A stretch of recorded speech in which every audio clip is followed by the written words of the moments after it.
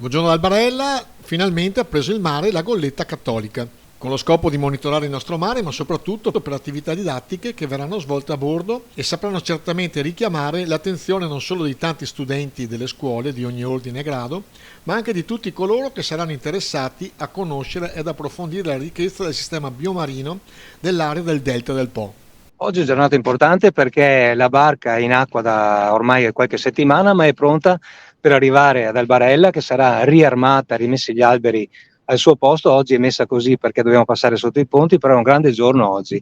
È un giorno che significa che dà il là al termine di un grande restauro che è durato 3 anni.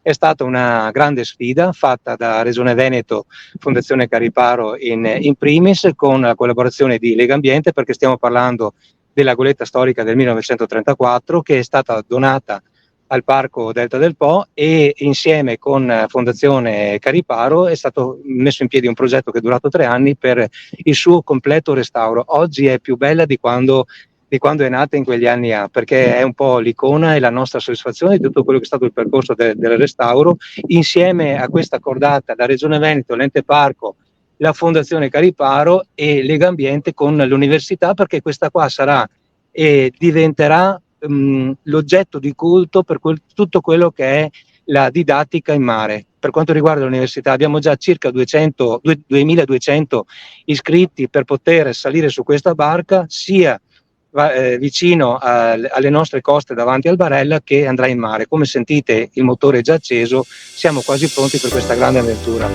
Doppiamente.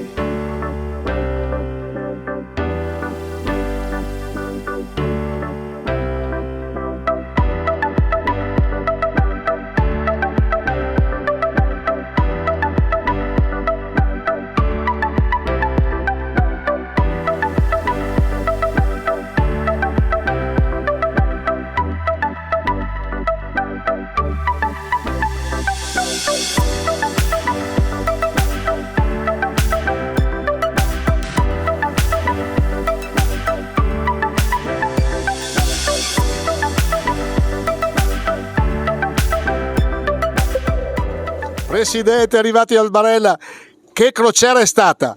Stupenda, per un non marinaio come me assolutamente stupenda, un'emozione unica, anche perché la barca, sappiamo tutti che barca è, non è una barca qualunque, è Goletta Verde, e su questo noi abbiamo portato con noi desideri e progetti per il futuro che senz'altro saranno attuati per tutto il territorio del Delta del Po. Sono Tommaso Paternello e sono professore di zoologia dell'Università di Padova, mi occupo di biologia marina.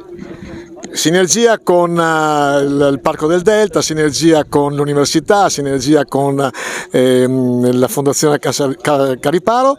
Che emozione è stata questa prima crociera? Beh, insomma, questa era un po' il battesimo dell'acqua, diciamo così, nel senso che dopo la ristrutturazione la goletta è andata in acqua per una navigazione breve, ma come dire, era la prima volta, quindi questa è stata sicuramente una bella esperienza, interessante. La goletta si è mostrata in perfette condizioni. Le sinergie sono ovvie, nel senso che la goletta ricorda il mare. La Fondazione Goletta Lab ha il termine Lab che ricorda laboratorio, ambiente e biodiversità, che riassume lo spirito di questa iniziativa. Aspettative come università? Beh, noi partecipiamo, siamo soci fondatori della Fondazione Goletta Lab e ovviamente vogliamo dare il nostro contributo per tutto ciò che riguarda le attività sia di ricerca che didattiche in questo ambito, biologia marina, di biodiversità. Insomma, è un po' il centro oggi dell'attenzione di tante istituzioni e cittadini. Prima mini crociera, che impressione ha avuto?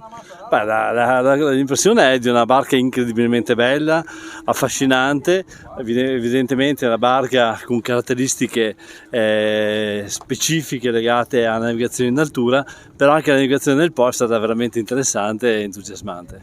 Ecco, Cariparo è vicino a tantissime cose. È la prima esperienza che fate di questo tipo come fondazione?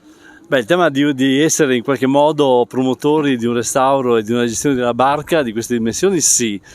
Diciamo che questo si collega al nostro percorso legato all'ambiente, alla tutela e alla valorizzazione del paesaggio, quindi anche di questa sua collocazione nel Delta del Po è senz'altro nell'ambito dei nostri progetti. Vi ricordo che la Fondazione ha anche sostenuto il progetto per il riconoscimento MAB UNESCO del Delta del Po, quindi questo si colloca in questo percorso ormai decennale. Quindi può sempre contare su di voi il Delta? Assolutamente sì, è un posto che merita di essere molto oggetto di attenzioni e di progettualità.